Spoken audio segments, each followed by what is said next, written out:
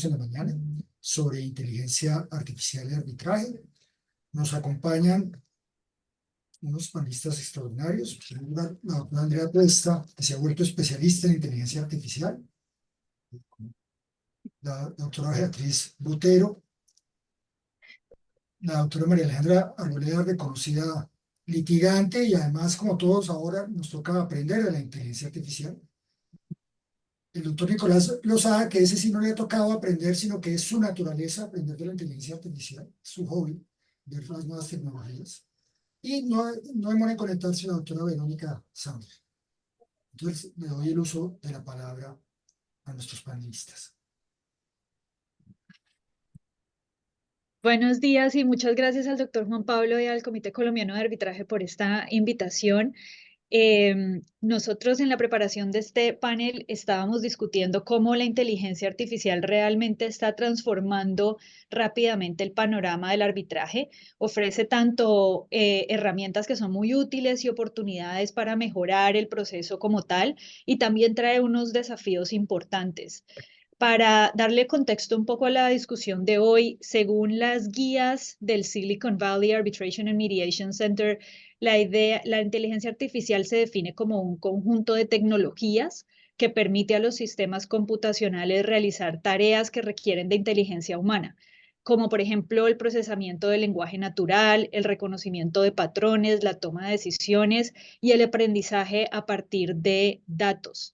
La forma como hemos decidido abordar la discusión de hoy es que la inteligencia artificial ya es un hecho con el que al que tenemos que darle manejo, especialmente en un área como la nuestra, que es el arbitraje. Entonces, la forma como hemos querido organizar nuestro panel del día de hoy es primero abordar qué es la inteligencia artificial, cuáles son esas herramientas que tenemos disponibles y que son relevantes para el arbitraje. Y dos, cómo usarlo. Y para el uso de esa inteligencia artificial hemos decidido abordar dos temas principales. Uno es el uso o exploraremos qué implica el uso de la inteligencia artificial en la generación y evaluación de la evidencia en el arbitraje. Y el segundo tema es cómo se usa y sus implicaciones en la toma de decisiones en el arbitraje. Entonces, vamos a darle paso al primer tema, que es qué es la inteligencia artificial y cuáles son esas herramientas. Perfecto. Entonces, buenos días para todos. Es un gusto estar aquí con ustedes el día de hoy hablando de este tema que es apasionante, desconocido y del cual pues hemos ido aprendiendo un poquito aquí explorando el tema. Voy a compartir una presentación. Entonces, espero que la puedan ver. ¿Ahí la están viendo bien? Listo. Entonces, voy a hablarles unos minutos sobre qué es la inteligencia artificial. Antes de entrar en las herramientas, es importante entender qué es la inteligencia artificial. Entonces, la inteligencia artificial ha sido definida como la capacidad que tiene una computadora o un robot controlado por una computadora para realizar tareas que son comúnmente asociadas con el proceso intelectual característico de los humanos, con el proceso cognitivo de los humanos. Dentro de los tipos de inteligencia artificial está lo que hoy hemos oído y que se oye en el medio, por ejemplo, cuando vimos de ChatGPT, que es la inteligencia artificial generativa. ¿Esto qué es? Es un tipo de inteligencia artificial que la diferencia es que crea contenido nuevo a partir de datos preexistentes. Esa es como la gran novedad de la inteligencia artificial generativa. ¿Qué puede hacer la inteligencia artificial generativa? Puede escribir texto, puede dibujar, puede hacer imágenes, puede componer música. Los modelos los entrenan con datos preexistentes y a partir de ese entrenamiento lo que hacen es generar un contenido similar al que han visto. Son modelos predictivos. Digamos, en los modelos de lenguaje, que es como el que maneja ChatGPT, lo que hacen es predecir la siguiente palabra, pero son modelos que trabajan con el lenguaje. Si va a ser con música, con los sonidos o con las notas y las imágenes con los píxeles, pero trabajan siempre la predicción de qué es lo que sigue.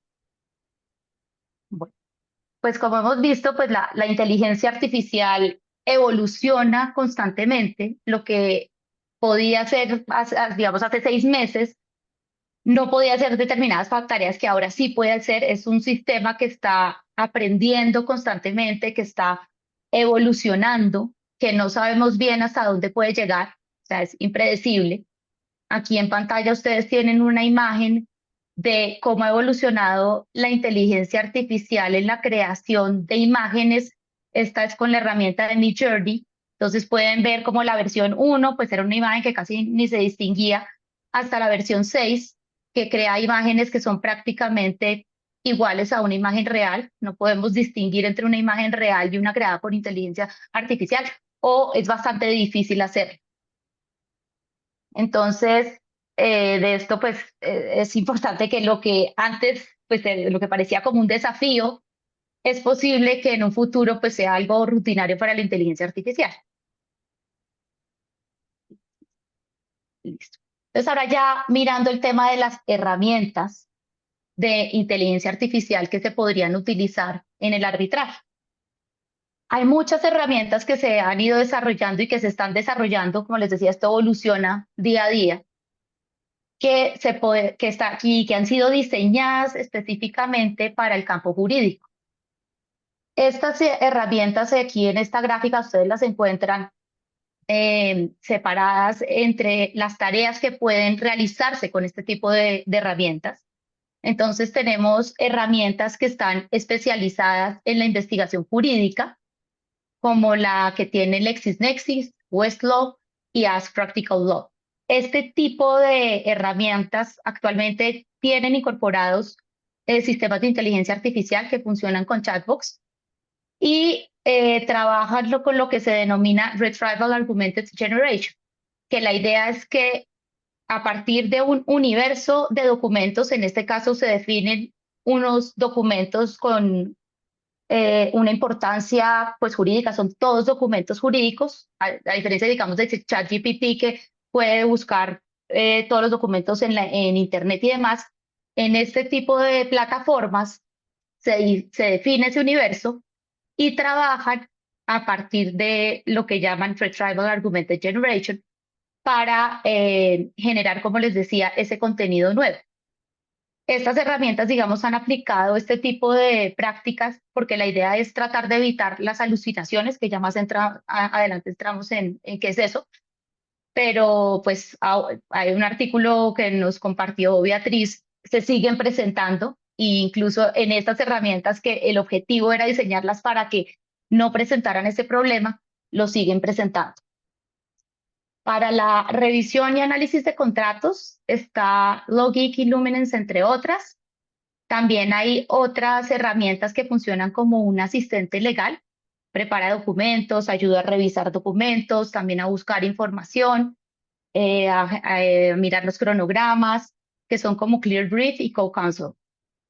Otras herramientas importantes en el tema del campo jurídico están Arbilex y Jurimetría para la evaluación y predicción del caso. Arbilex, por ejemplo, se usa para la selección de árbitros, para definir la estrategia del caso, para poner a prueba posiciones. Jurimetría, que es desarrollada por la ley en colaboración con Google España, o sea, tiene información de España, se utiliza para predecir el resultado de un litigio y para definir una mejor estrategia. Y también está, es un momento que se saltó, y también está Arbitrator Intelligence, que se utiliza mucho para la selección de árbitros. Es una que se oye mucho recientemente el uso de esta plataforma para esta finalidad. Bueno, las herramientas de las que les hablaba son herramientas que fueron diseñadas específicamente para el campo jurídico. Y ahí también me faltó mencionar que no fueron diseñadas para el campo jurídico, pero hay muchas herramientas en ese sentido que son las que se utilizan para hacer traducciones, como DeepL, o para hacer transcripciones de audios, pero esas son generales. Entre esas herramientas generales que no están diseñadas exclusivamente para el campo jurídico, y que permiten un uso general, que tienen un acceso gratuito. Las otras herramientas, uno tiene que tener una suscripción, tienen un costo. Están ChatGPT, Copilot, Gemini y Anthropic the Cloud. Estos son todos modelos de lenguaje que están diseñados para interactuar de forma directa con las personas y son para uso general. Aunque estas herramientas son para un uso general, pues nosotros hemos estado utilizándolas y mirando para qué podrían servir en el arbitraje. Personalmente creo que estas herramientas, como el caso de ChatGPT, yo he estado pues haciendo ensayos con ChatGPT para mirar cómo responde, para qué sirve, cómo analiza documentos. Creo que es una herramienta valiosa para analizar documentos, para redactar, redacta muy bien, porque es una herramienta de lenguaje, sintetiza para hacer resúmenes. En el tema ya de resolver problemas jurídicos, considero que esta herramienta pues todavía le falta avanzar mucho, comete muchos errores, a veces induce a error, trae conclusiones que no son correctas. Incluso uno le hace la misma pregunta a estas 4 herramientas y obtiene respuestas diferentes, ¿sí? Y muy posiblemente cada vez que uno le pregunta a la herramienta, la respuesta no va a ser siempre la misma.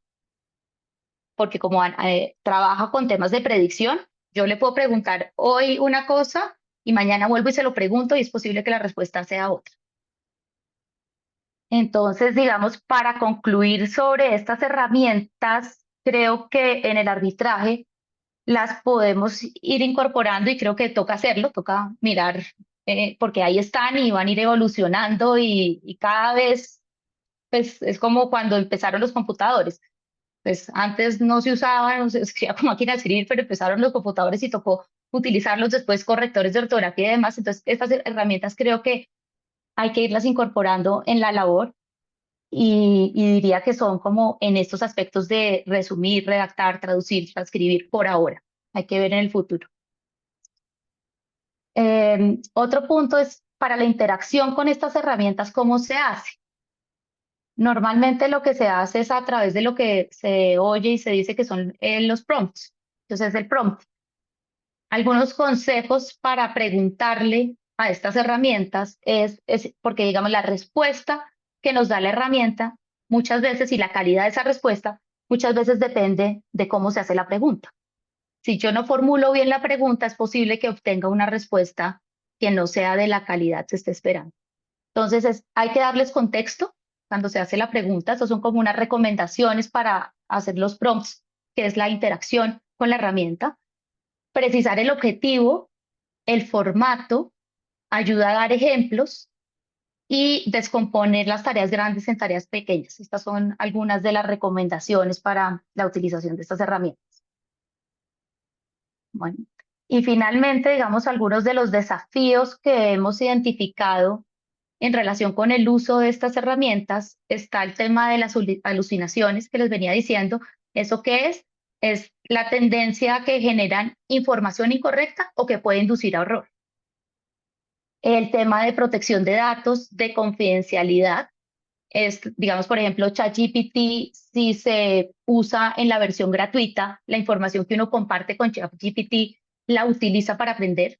En las versiones pago se puede limitar, digamos, que la herramienta utilice la información que se comparte para aprender, pero en la gratuita la utiliza. El otro tema es cómo es el uso responsable de estas herramientas. En las respuestas que dan hay que verificar fuentes, hay que mirar las respuestas con cautela, entender cómo funcionan las herramientas y mirar para qué sirven. Otro de los puntos es el tema de la regulación. ¿Se debe regular o no el uso de estas herramientas en el arbitraje? ¿Hasta dónde se regula? ¿Sería a través de unas guías o se debe establecer una ley que determine qué se puede hacer y qué no se puede hacer con estas herramientas en el arbitraje? Y finalmente, otro de los desafíos que se han identificado es el tema de los sesgos, que son inherentes a este tipo de herramientas en la medida en que los datos que se suministran para entrenarlos pueden estar sujetos a sesgos. Sobre estos temas hablaremos a lo largo del panel, entonces yo creo que con esto podemos continuar. Aquí hay una gráfica. Bueno, listo, entonces voy a dejar de compartir pantalla. Ya,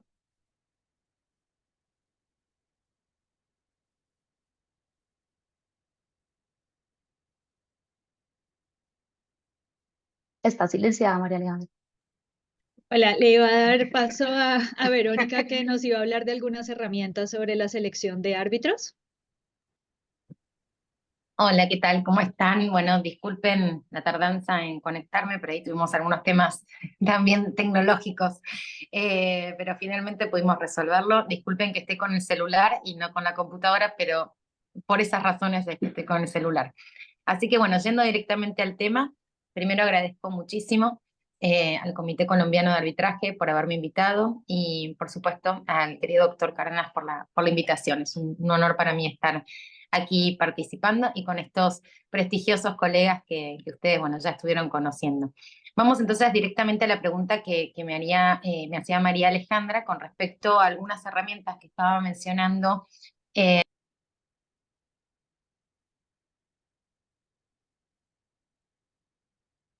Creo que se desconectó Verónica.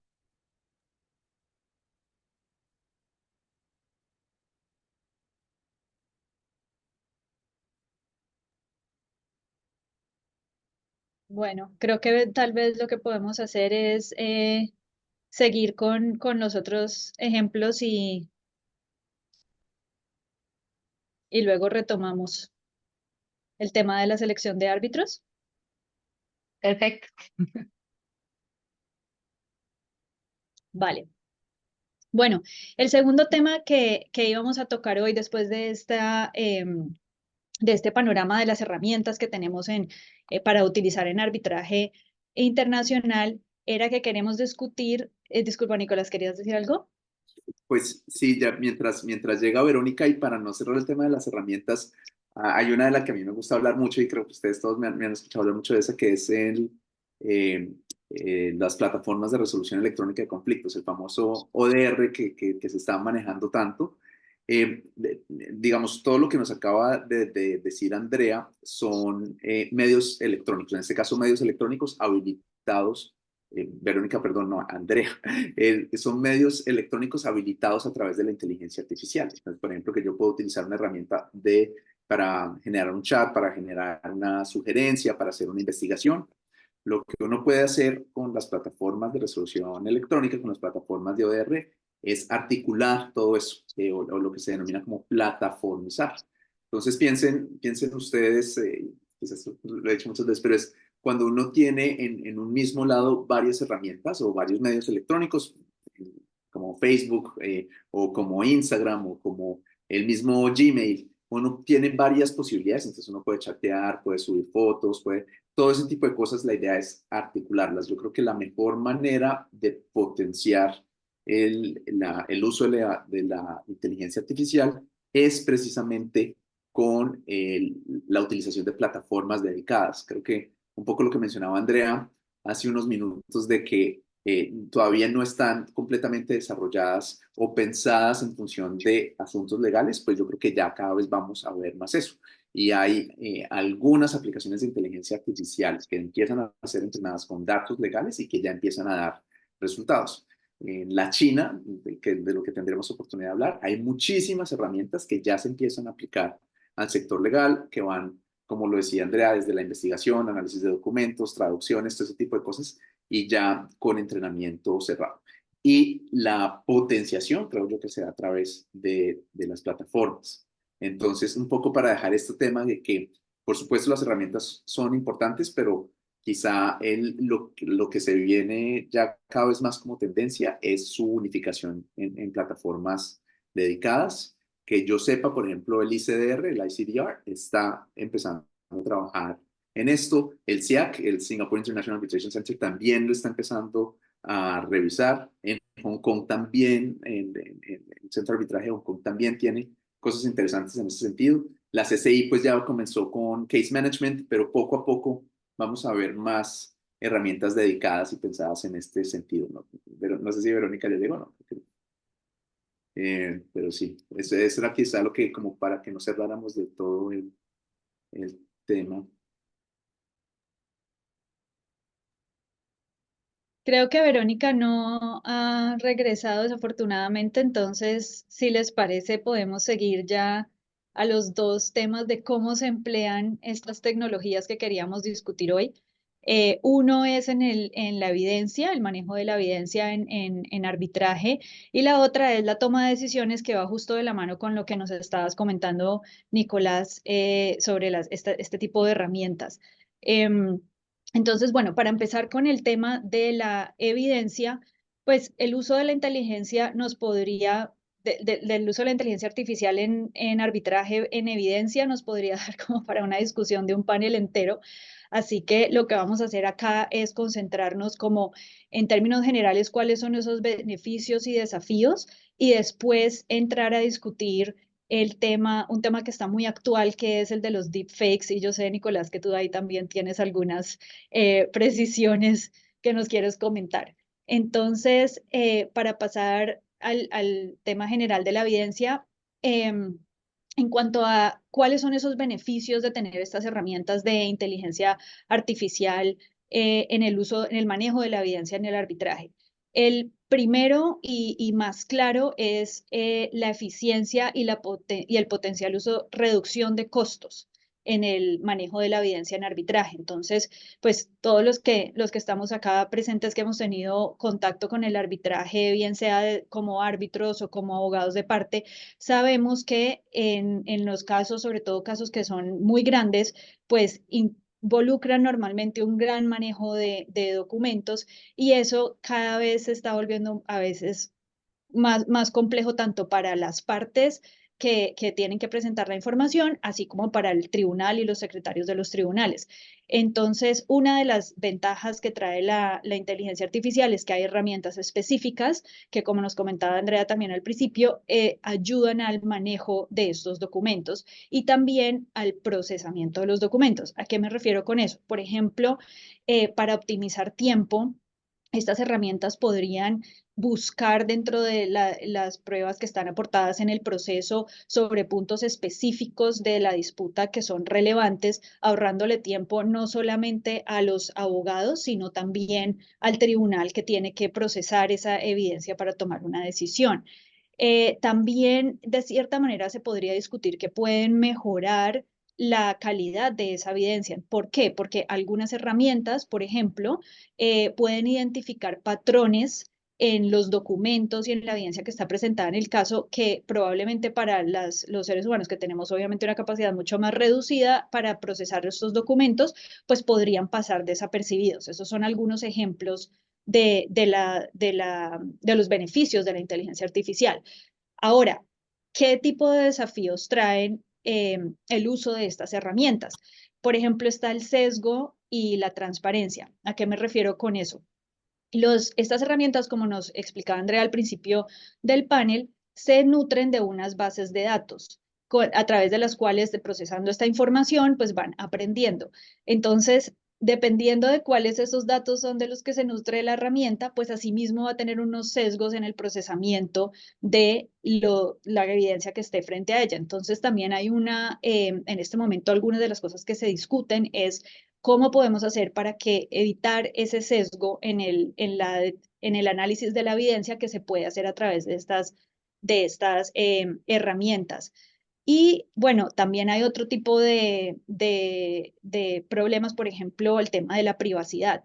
Entonces, no sé si esto se sale un poco de nuestro tema, pero últimamente han habido muchas discusiones de que ahorita, por ejemplo, redes sociales como Instagram o Facebook están usando los datos de las personas para aprender de las propias imágenes y el contenido de las personas para hablar, para producir sus propios resultados. Entonces, sobre este punto en particular, pues hay problemas sobre cómo se puede dar el manejo de la privacidad de datos también cuando se traslada todo a estos sistemas. Veo que Beatriz quiere intervenir ahí, si quieres, adelante Beatriz, antes de que pasemos al tema de los deepfakes.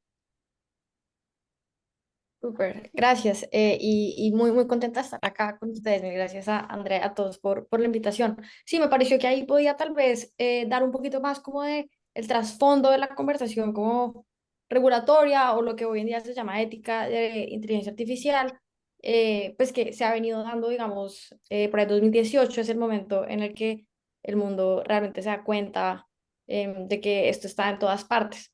Em, y uno de los grandes riesgos es de la privacidad, justamente. Cuando uno habla de inteligencia artificial de cualquier sistema no generativo, que los generativos son muy nuevos, estamos hablando de dos grandes beneficios probablemente y tres tipos diferentes de riesgos o daños.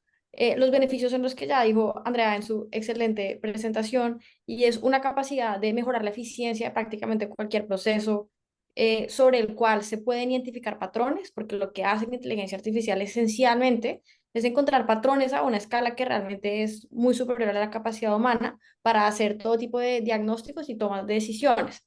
En medicina, por ejemplo, hay aplicaciones muy interesantes a la hora de identificar imágenes diagnósticas y después de haber visto muchas imágenes con, digamos, una forma de tumor, pues un sistema de inteligencia artificial es capaz de hacerlo con mucha mayor precisión que un ser humano. Y el otro, que es también muy importante, es que como pues, los humanos, digamos, tenemos capacidades limitadas porque nos cansamos, pues eso realmente no le pasa a un computador. Entonces, en la medida en que hay poder de cómputo, lo que logra la inteligencia artificial es escalar a una escala, pues, impresionante, computacional. Eso permite que los procesos no solo sean más rápidos, sino que con un solo computador se pueden, por ejemplo, identificar muchas imágenes, revisar muchos textos. Entonces, probablemente en el proceso jurídico hay un montón de cosas que se pueden volver más eficientes. Revisión de documentos, en due diligence probablemente hay muchas herramientas, o también incluso, probablemente, pero ya vamos para allá, pues identificar patrones en la jurisprudencia. Ya hay, digamos, experimentos bonitos que, por ejemplo, tratan de alimentar un sistema de lenguaje con, digamos, las sentencias de la Corte Constitucional para identificar patrones en cómo probablemente la jurisprudencia se mueve o algo así. Ahí voy a hacer una precisión y es que una de las cosas que estos sistemas no saben hacer muy bien es, por ejemplo, recorrer la jurisprudencia en el tiempo.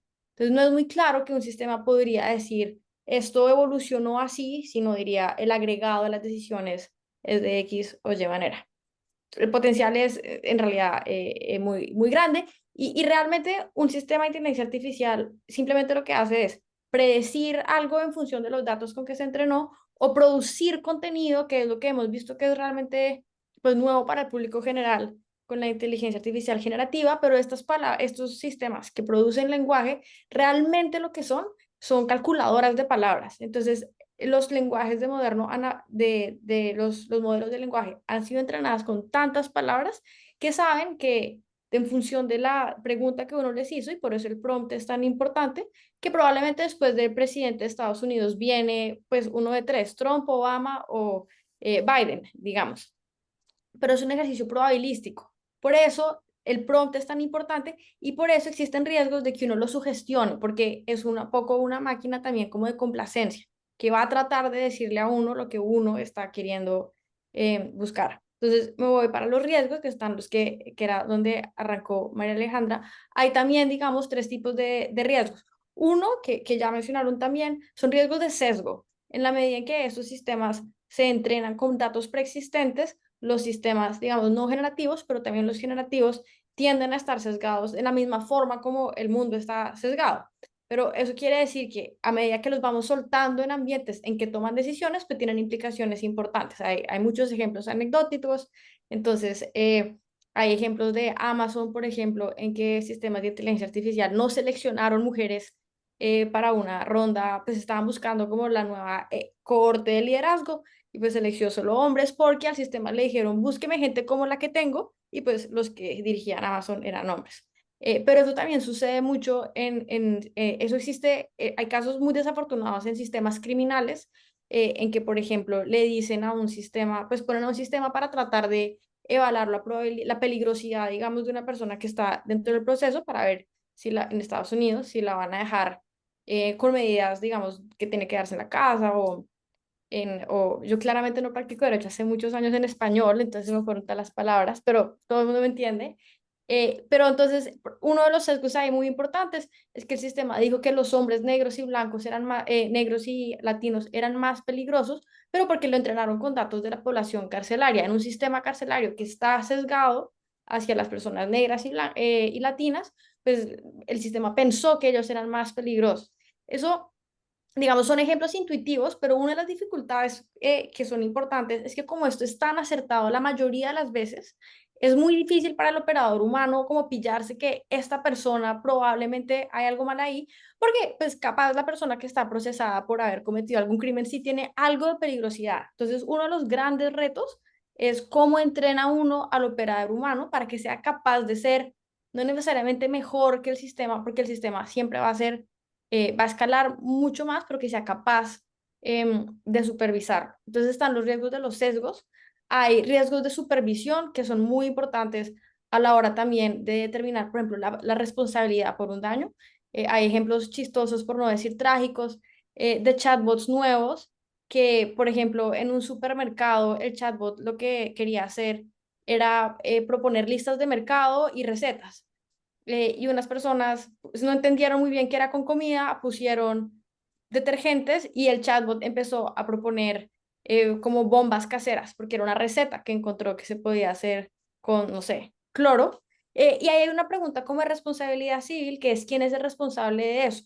El proveedor del chatbot, que probablemente no es necesariamente em, el supermercado o el supermercado. Pues probablemente es el proveedor del chatbot, pero son una de las preguntas que nos estamos haciendo. También hay una pregunta si hay una responsabilidad del humano que hay veces usa maliciosamente estos dispositivos y, digamos, menos importante para nuestros efectos, también están los daños están las preguntas sobre privacidad y confidencialidad de la información, sobre todo en sistemas tan grandes como los sistemas de los grandes modelos de lenguaje. Estos lenguajes se construyeron probablemente bajándose toda la información disponible que hay en Internet. Se usó con los perfiles de redes sociales míos, nuestros, de ustedes. Muchas de estas compañías probablemente usaron los datos que tienen, pero una de las preguntas interesantes en el contexto jurídico ahorita es justo como dijo Andrea, que algunos de estos modelos están alimentando sus sistemas con lo que uno hace como usuario. Eso quiere decir que los datos que yo estoy poniendo de mi cliente se van al sistema de, digamos, OpenAI y existen riesgos chiquitos, pero riesgos de que algo de esa información vuelva a salir en alguna parte.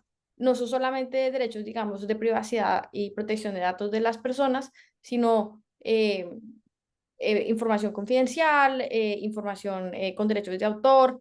Entonces está ahí toda una pregunta sobre quién tiene derechos sobre esa información que está alimentando los sistemas y eventualmente, y para allá va Nicolás, ¿qué pasa con la información que sale de los sistemas?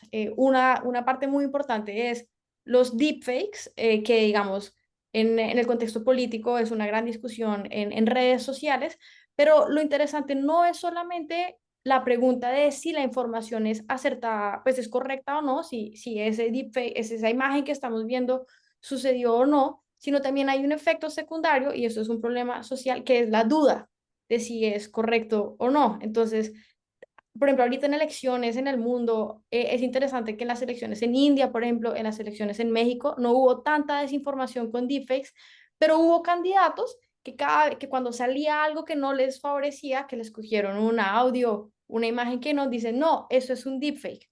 Entonces hay un sesgo, hay un riesgo adicional o bueno, un daño ya, que es la desconfianza por la idea generalizada de que la información no puede ser cierta. Y ya con eso, pues los dejo, le dejo a Nicolás que nos cuente eso, cómo se va a ver en los procesos arbitrales. Si quieren, antes podemos ver un ejemplo del Ah, sí, deepfake Claro.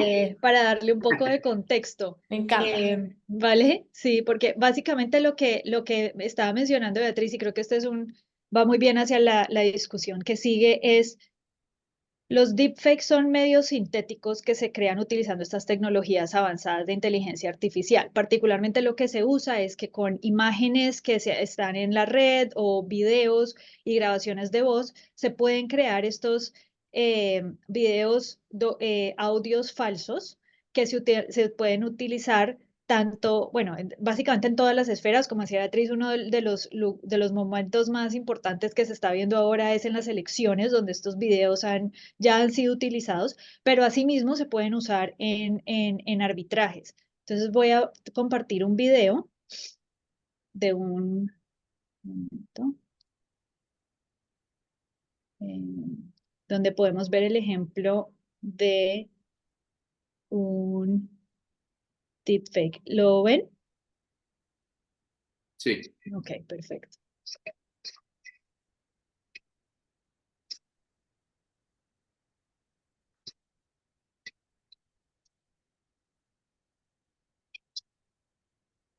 Ah, sí. Me temo que no está habilitado el audio. Sí, está sin audio. Pero quita la pantalla y vuélvela a poner con audio abajo, ahí te sale la opción. Implica el audio, sí. Ok, dame un segundo. Siempre que uno va a hablar de tecnología, ¿no? Perdimos a Sí. Verónica.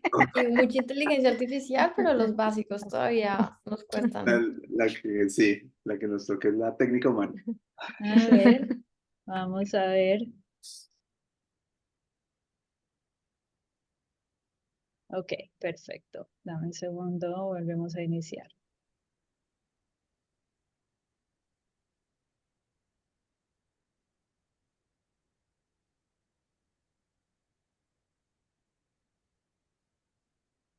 Ok. Second youngest son. He's suggesting it came out of nowhere. What we subsequently learned is it may have come from the former president or his legal team acting in bad faith. This is a deepfake example of what is possible with powerful computer and editing. It took around 72 hours to create this example from scratch using extremely powerful GPU. It could be improved with more computing time, but 90% of people cannot tell the difference. Bueno, ese es un video muy corto, pero básicamente ilustra el ejemplo. Ya no estoy compartiendo la pantalla, ¿correcto? Sí, ya dejaste Ok. compartir. Ok, perfecto. Entonces, básicamente, este era un ejemplo en un deepfake donde en un lado de la pantalla veíamos Anderson Cooper, que es un presentador de CNN muy famoso, y en el otro lado era un deepfake creado a partir de su imagen y los videos que están disponibles de él en línea. Este obviamente no es en el contexto de un arbitraje, pero si traemos un ejemplo de este tipo a nuestro contexto en arbitraje, pues podrían surgir muchísimos problemas. Por ejemplo, hace poco discutíamos un caso donde podría, por ejemplo, un arbitraje de inversión, donde se estaba discutiendo un tema de si había habido o no un soborno a un oficial del gobierno. Y entonces decíamos como, por ejemplo, un deepfake podría, en ese caso, ser básicamente la prueba reina de un punto absolutamente controversial y definitivo para la decisión del tribunal, donde se podrían utilizar este tipo de tecnologías para, si bien usarla como un audio, por ejemplo, o un video, donde se demostrara este tipo o sea, se demostrara básicamente el punto para determinar la decisión del tribunal. Entonces, ya le voy a dar el paso a la discusión con Nicolás, pero básicamente quería enmarcar cuál es el problema que nos enfocamos en este tema, en la evidencia, particularmente en arbitraje, y es la credibilidad.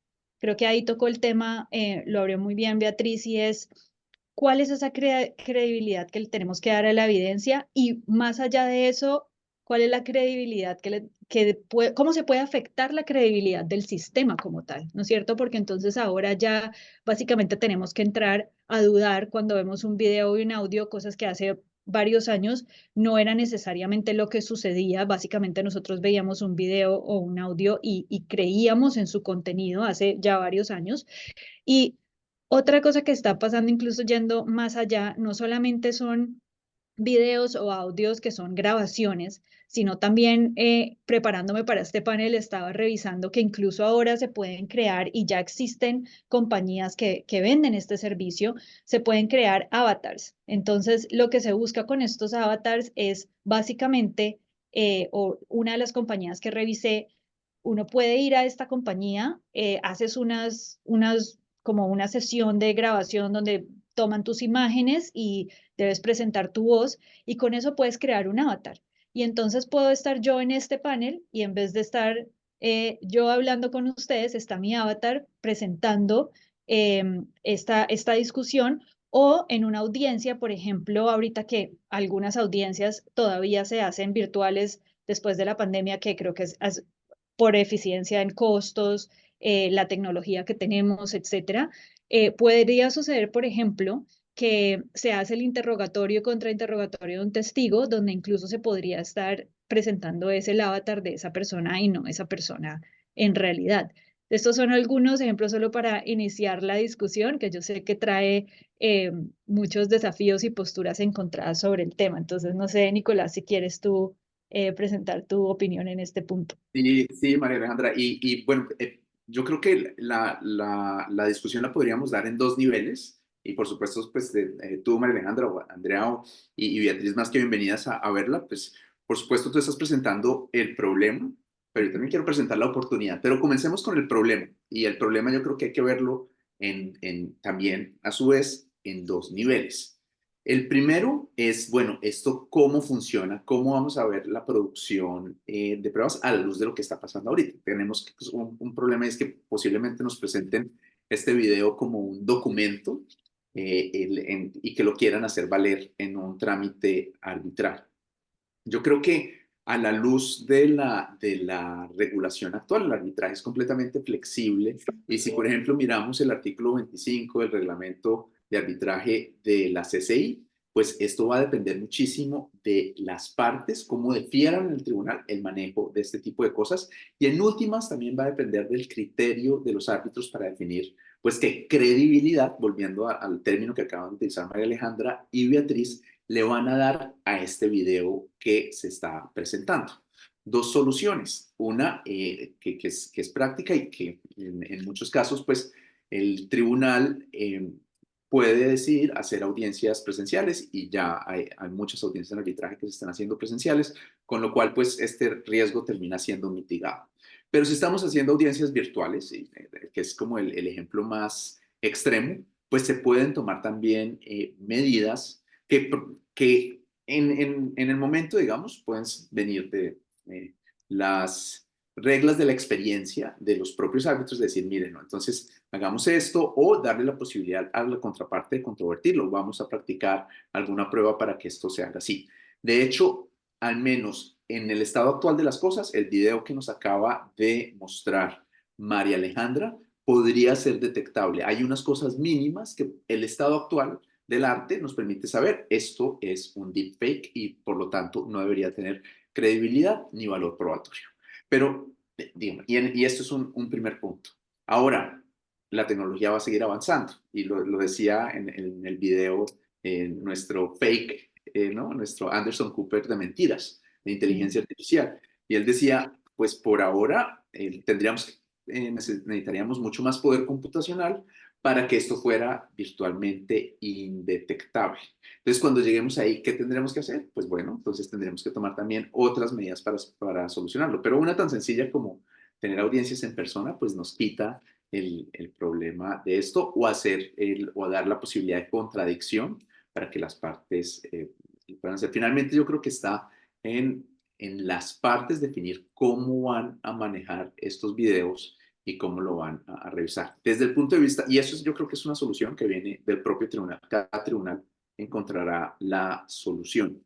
En el segundo nivel, que es el nivel de la regulación y es para dónde debería ir la regulación, yo creo que por ahora es muy pronto, no es demasiado apresurado, llevamos con esta tecnología poco más de un año y por ejemplo, hacer prohibiciones generales o hacer restricciones generales podría ser, digamos, sobre todo con estas regulaciones que salen por esta emergencia o por estas urgencias de la realidad, pueden ser también quedarse como con los pantalones cortos, ¿no? Puede ser una regulación que salga antes de tiempo. Entonces, para el problema que nos está planteando María Alejandra, yo deferiría mucho en el criterio de los árbitros, entender, como lo estamos haciendo ahora, que habría herramientas que pueden tomarse desde el propio orden del tribunal o también desde el punto de vista técnico para solucionarlo. Y, por supuesto, a medida que avance la técnica en la producción de este tipo de videos o de imágenes falsas, también avanzará la técnica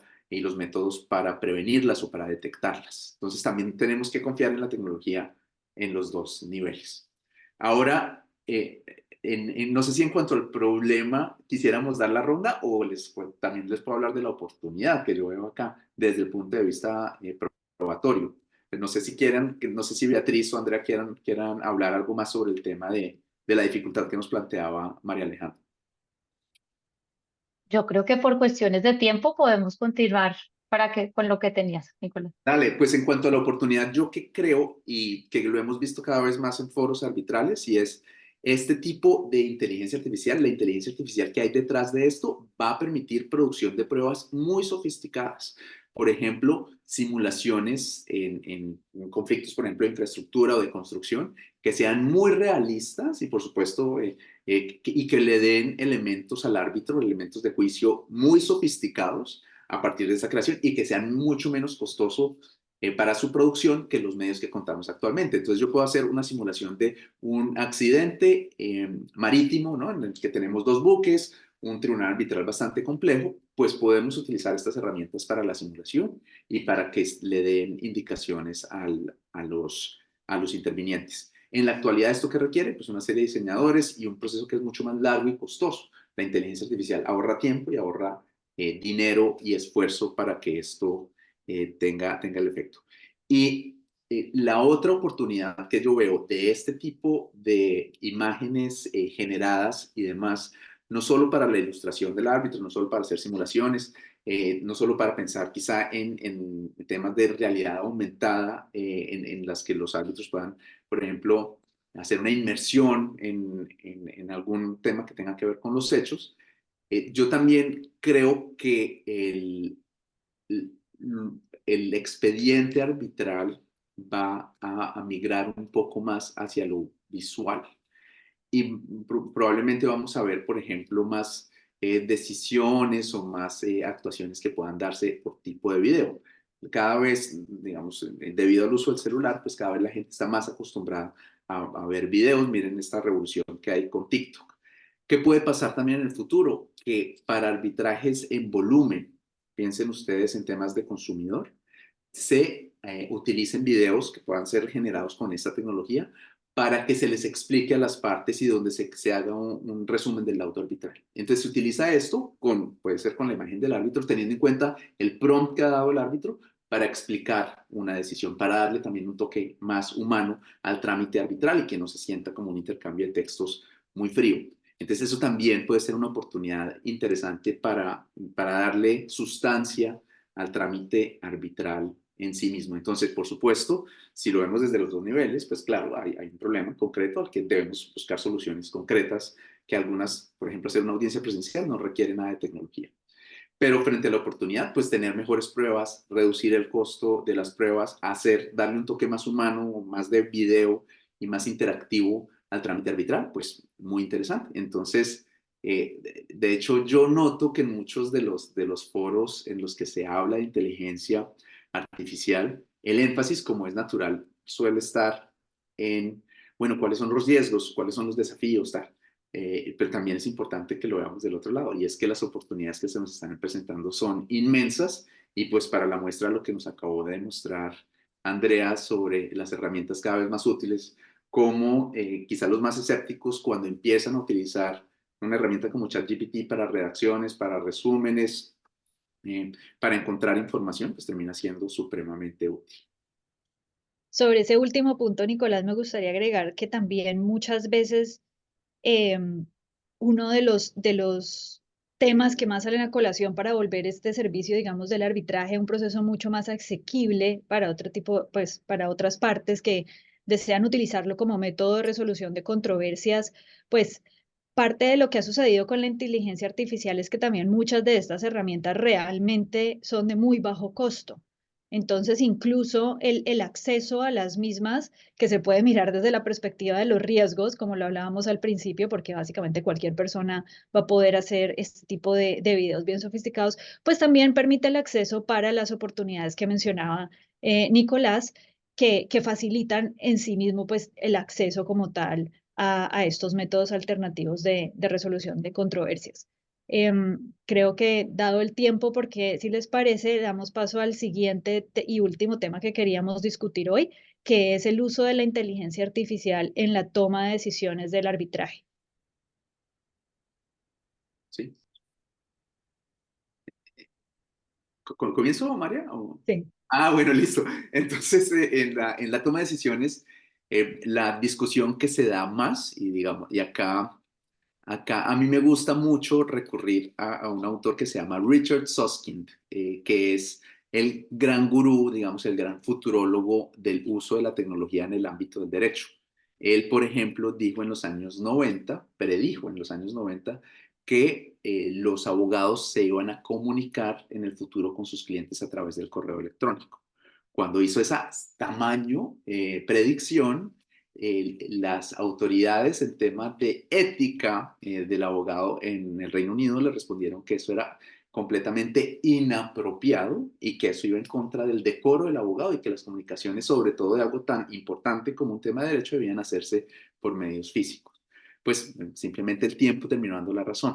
Lo que predice Susskind en materia de decisiones de inteligencia artificial es que el fondo mismo va a ser emitido por la propia inteligencia artificial.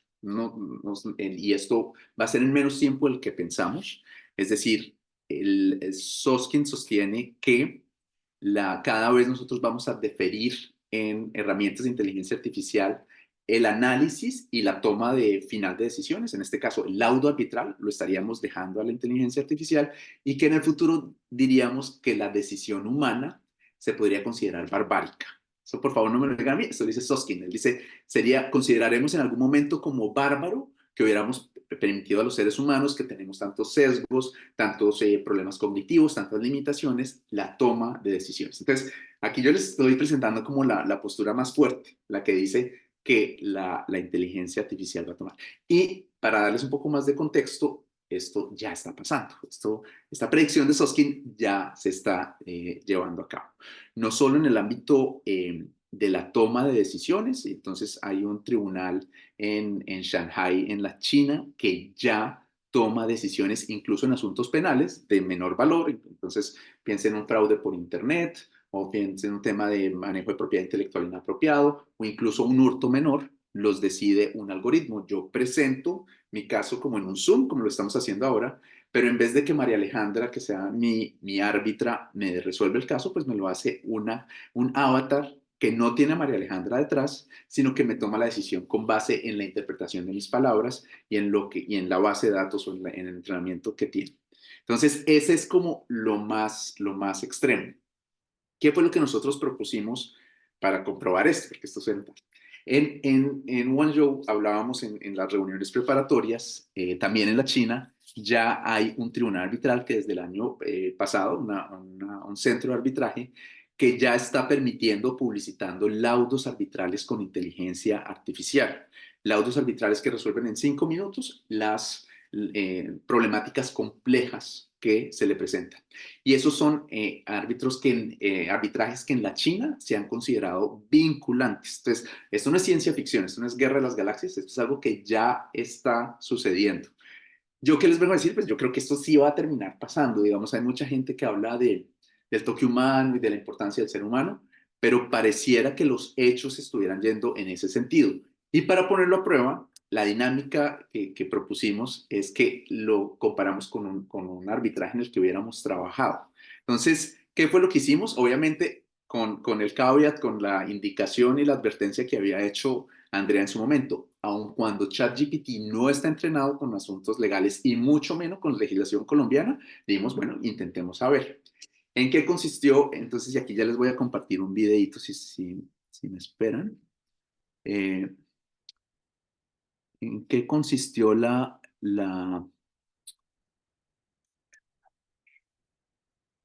y tengo que compartir también.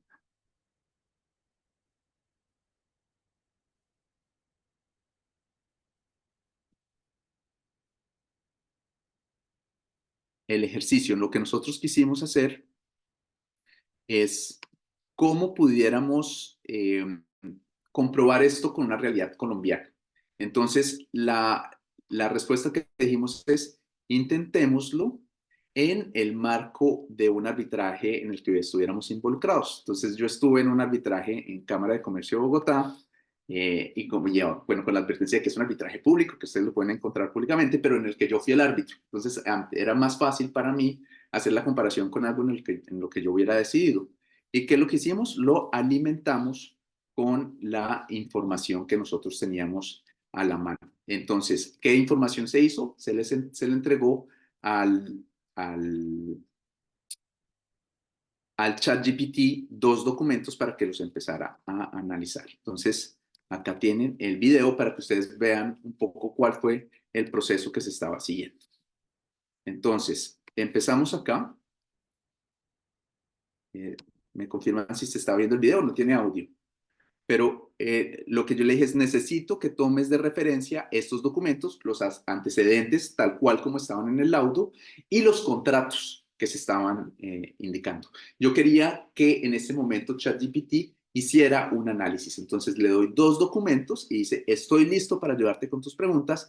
¿Qué información necesitas de los documentos proporcionados? Entonces, como indicaba Andrea, yo tengo que hacer los prompts, y los prompts, además alimentados con documentos, son mucho más pertinentes. Lo que requiere la ingeniería de prompts es que yo hubiera hecho un ejercicio mucho más elaborado de instrucciones. Yo me fui con solo subir los documentos y hacer las preguntas, y le digo, bueno, entonces le empiezo a hacer pregunta tras pregunta. Entonces, la primera pregunta era, ¿los sujetos procesales de la controversia pueden categorizarse como contratantes de un contrato de adhesión o sería otro tipo de contrato? Entonces, si quieren por ahora y por el tiempo, paremos acá. Ustedes, si quieren, con mucho gusto podría compartir esto, pero aquí es la grabación de cómo se hizo el entrenamiento y cómo fue que se le presentó. Fíjense que aquí inmediatamente ChatGPT, en contrato de minuto, empieza a darme, incluso me empieza a dar información sobre el contrato de adhesión y la información relevante de los documentos que yo le he dado. Entonces, a continuación, lo que voy a hacer es, para que sea más fácil y por respeto del tiempo, lo que yo les propongo es que veamos esto en diapositivas, porque además creo que en la pantalla del video no se nota muy bien, entonces no es tan fácil de seguir. Pero pues es un ejercicio perfectamente legítimo con una herramienta que no estaba entrenada para este fin. Entonces, ahora les voy a compartir las diapositivas, donde básicamente tomo los pantallazos o las respuestas que se me daban y las empiezo a comparar con las que como árbitro tomé en este laudo. Un poquitico de contexto, este es uno de estos laudos donde se estaba discutiendo post pandemia el tema de la hardship, ¿no? La revisión contractual a partir de la situación por el COVID-19. Entonces, y era, pues si era un tema de contrato de consumo, cómo esto podía incidir en el entendimiento, en este caso, el análisis contractual del árbitro. No sé, Beatriz, si tú quieres decir algo antes de que muestre las diapositivas. Ah, bueno, dale. Entonces ya les muestro las diapositivas para que veamos entonces esto. Entonces acá tienen. Entonces, aquí lo único que hice, digamos, no, es copiar y pegar. Acá no estoy cambiando absolutamente nada. Pero la pregunta quizá de fondo es, ¿la inteligencia artificial puede ser un árbitro? ¿Cierto? Eso es lo que estamos diciendo. Entonces, fíjense, cojo los 2 documentos y toma de referencia estos documentos. Entonces, eso fue lo que yo hice y estos son pantallazos del video que ustedes acaban de ver. Entonces, ¿qué me responde? Miren, en resumen, ustedes vieron el inicio de toda la argumentación, es que me da una argumentación, aunque una de las partes dice, ofrecía la posibilidad de comentarios y adaptaciones, la estructura básica y la imposición de términos preestablecidos. Sobre una parte, apoyan la categorización de estos acuerdos como contratos de adhesión. Esto lo dijo ChatGPT. ¿Qué tenemos qué dice el arbitraje, el laudo arbitral, que también ustedes pueden consultar, con mucho gusto yo se los puedo pasar? Es, primero, entonces, la argumentación es ligeramente diferente, pero era una especialista versus Luego, no media una fuerte diferencia entre el poder de negociación y tuvo la posibilidad de discusión. Entonces, para el tribunal, en este caso, por ejemplo, el árbitro dijo no tenía la calidad de consumidor y en ese sentido, digamos, y vio la posibilidad de discusión y modificación. Entonces, había criterios y en este caso empezamos a notar una diferencia. Lo segundo, existió un contrato de membresía. Como lo que yo lo hice aquí fue alimentarlo con los antecedentes, pues porque hubiera sido muy complejo con todos los documentos, era demasiado trabajo. Entonces, la existencia del contrato está claramente establecida. Eso es lo que me dice a partir de los documentos analizados y pues el árbitro fue el que armó esos antecedentes. Entonces, en este caso, el laudo arbitral está sosteniendo que hay una definición de plazos de permanencia que se vuelve forzosa, que hay una cuota mensual y que hay un contrato atípico. Entonces, fíjense, la existencia del contrato e indicaciones hacia su calidad de adhesión pueden que ya nos empiecen a llevar para este lado. Entonces, pareciera, ya primero hubo una diferencia, acá ya empezamos a notar algún nivel de coincidencia. Y ya, ahora sí, en el fondo, en lo que era esencial para la definición del laudo arbitral, y es, existieron cláusulas abusivas, y esto ya genera responsabilidad contractual de un lado o del otro, y dijeron, dice ChatGPT, sí existieron indicios de cláusulas abusivas por los plazos de permanencia forzosa. Fíjense lo que yo acabo de decir acá, ¿no? Plazos de permanencia forzosa, o sea, eso es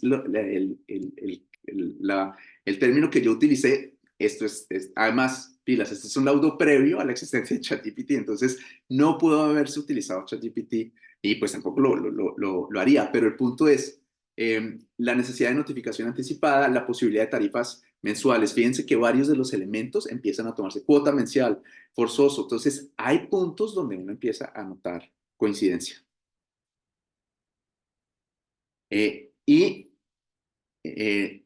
En este caso, el árbitro dice, bueno, pese a esto, algunas cláusulas no estarían lesionando la buena fe negocial, pero en otras cláusulas sí habría, eso fue lo que se dijo en el laudo arbitral, habría una violación de la buena fe.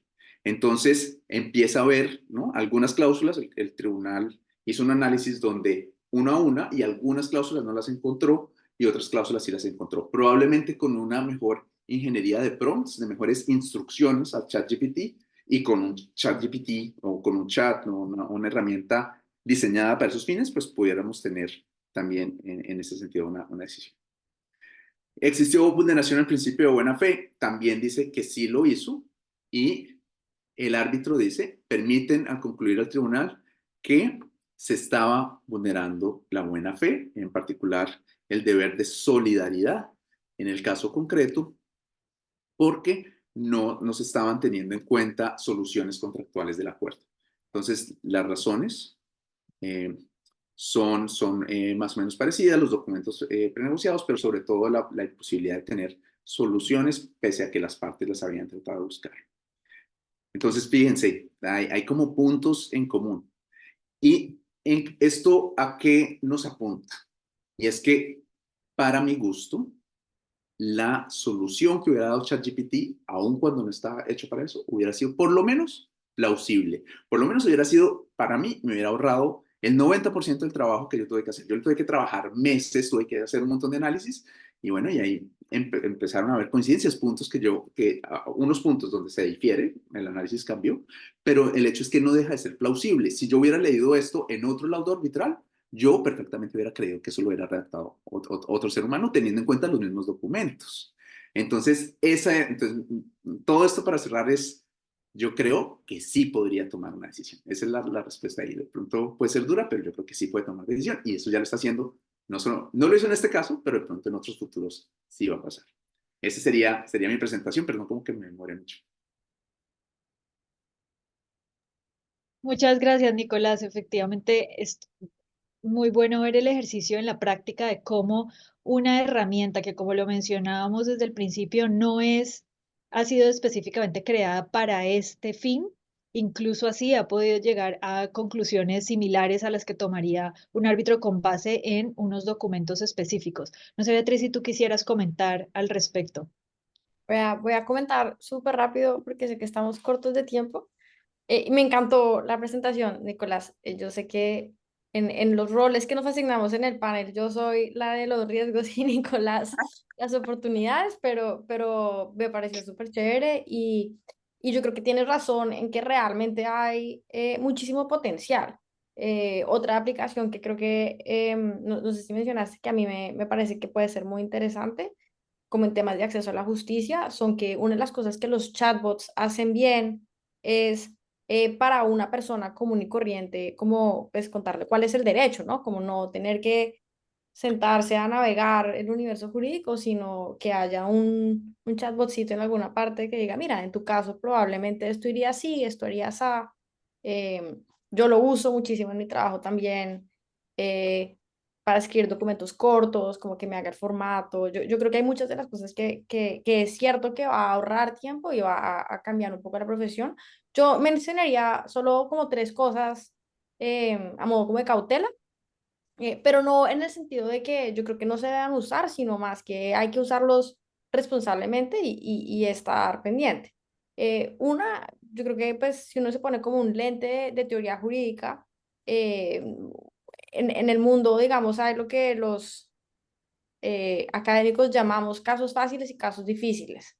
Y yo creo que en los casos fáciles, como en la resolución de conflictos virtuales que mencionaste, pues hay mucho para automatizar y mucho por hacer muy rápido, pues porque no es necesario tener un juez, un procedimiento muy largo cuando hay cosas que realmente es de mirar como, bueno, la letra de cambio tiene firma, sí o no, y pues para adelante. Entonces yo creo que es cierto que hay mucho potencial así, pero yo creo que hay, de pronto no, no sé, pero hay instancias en que el derecho es un poco menos silogístico y yo creo que los ejercicios que tú mostraste son un poco realmente un silogismo grande, pero es un silogismo y digamos que la historia del derecho está lleno de casos en que como que un juez da un salto en una dirección u otra, pero un salto al fin. Y lo que yo creo que es interesante y el motivo por el cual hay que estar pendiente cuando usamos estas herramientas es que el salto lo va a dar un aparato, pero el aparato no necesariamente tiene razón objetiva. Hay casos en los que no hay una respuesta correcta, sino alguien va a escoger de una u otra manera. Y si delegamos esas decisiones difíciles, digamos, estoy pensando como sentencias de constitucionalidad o, bueno, pues en este caso el arbitraje, pero si delegamos eso, lo que pasa es que eso se va a delegar es a los sistemas que determinan cómo decide una herramienta algorítmica, que es quién lo programó, con qué datos se entrenó, qué tipo de valores a la larga pues están subyacentes. Pues yo creo que eso ya va no tanto como a la no utilización de la herramienta, sino como a que haya realmente un juez, un árbitro, un abogado que sepa y haya jugado con esto lo suficiente como para que pueda intervenir y asegurarse que el trabajo que le está ahorrando, el tiempo que le está ahorrando la herramienta, pues no esté, digamos, usurpando un poquito pues esa responsabilidad a la larga que es la de decidir un caso. Una cosa como interesante para la audiencia, si les parece chévere y quieren irse a ver el mundo de los deepfakes en Internet, es que lo que todavía hacen muy mal los deepfakes es el movimiento de labios. Entonces, si encuentran la imagen que pues lo que María Alejandra compartió o otros ejemplos que hay muy, muy buenos, van a ver que el deepfake habla y los labios no se mueven conforme a las palabras. Uno no les puede leer los labios. Y ese es como el truquito para identificarla, pero están ahí pues todos esos retos. Y también si a alguien más le interesa, están los documentos de la ICC que encontró Nicolás, pero ya hay varios como cuerpos judiciales en el mundo que han empezado a expedir documentos sobre cómo le recomiendan a sus funcionarios judiciales utilizar este tipo de herramientas. En el Reino Unido hay uno, la UNESCO acaba de sacar un documento, de hecho es un proyecto liderado por un colombiano, entonces también hay recursos allá afuera como para descubrir un poco cuáles son como los usos. Y digamos, la última caución es que ChatGPT, como se inventa cosas, que son las soluciones que menciona Andrea, también se inventa precedentes. Entonces hay que tener cuidado Si a uno le dice un precedente, hay que como revisar, porque no es un buscador realmente, es una calculadora de palabras. Sí. Pero de acuerdo, como hay mucho por delante y chévere ver qué pasa. Muchas gracias, Beatriz. Y sobre ese último punto también hicimos un ejercicio rápido de pedir precedentes y efectivamente se inventó. Así que es un riesgo latente sobre el tema. Andrea, ¿quieres cerrar? Sí, pues yo quisiera como para concluir que creo que estas herramientas tienen una utilidad, hay que usarlas, hay que mirar para qué sirven y para qué no.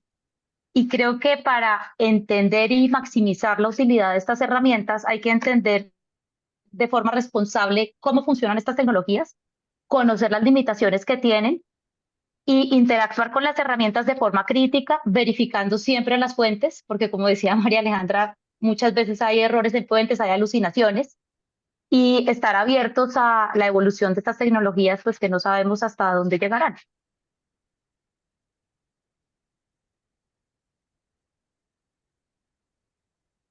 No sé si alguien quiere algo más y si no ya concluimos porque ya estamos en El tiempo. público, o no sé, pero creo que no. Creo que no tenemos preguntas del público. Estaba revisando el chat. No sé, doctor Juan Pablo, si quiere hacer el cierre del panel. Sí, sí, me pareció muy interesante. Hay una cosa que casi que me atrevo a decirlo. Yo a veces le comenté en una charla que tuve alguna vez con un árbitro del externado muy famosa, comentábamos, el ChatGPT parece un adolescente que no ha sido bien educado, porque yo recuerdo, y la verdad, yo he tenido experiencias de estudiantes que inventan cosas, ponen los trabajos fuentes que no existen, y que recuerdo casos de abogados, además, que en reuniones de discusión, de negociación, se inventan precedentes judiciales para apoyar sus tesis. Es decir, eso no está tan lejos de lo que el ser De humano la ya es realidad. capaz. De Hay un lo que hacen problema los seres ético humanos. ahí. Sí, Sí. pero sí hay que aprender a usarlo como ustedes lo anotan con todas las salvaguardas. Pero ha sido muy, muy interesante y me parece, de verdad, Nicolás, muy ilustrativo que ya se esté usando. Podría uno pensar que para cosas que son muy preestablecidas, decisiones que son muy claras, sin duda la herramienta puede funcionar muy bien. Por ejemplo, decidir si hay un título ejecutivo o no, cosas de estilo. Pero cuando ya hay casos como los que señalaba Beatriz, María Alejandra o Andrea, que por ejemplo implican diversas aproximaciones, personas que tengan diferentes visiones del mundo, como sucede cuando se quiere someter un tema a una corte colegiada como una corte constitucional, que precisamente la diversidad es lo que da riqueza a la discusión. Ahí sí tal vez la herramienta todavía no puede sustituir a los seres humanos, porque ahí sí es la riqueza del debate, la diferencia de aproximaciones que permite la decisión. Pero sí nos puede ayudar mucho, sin duda.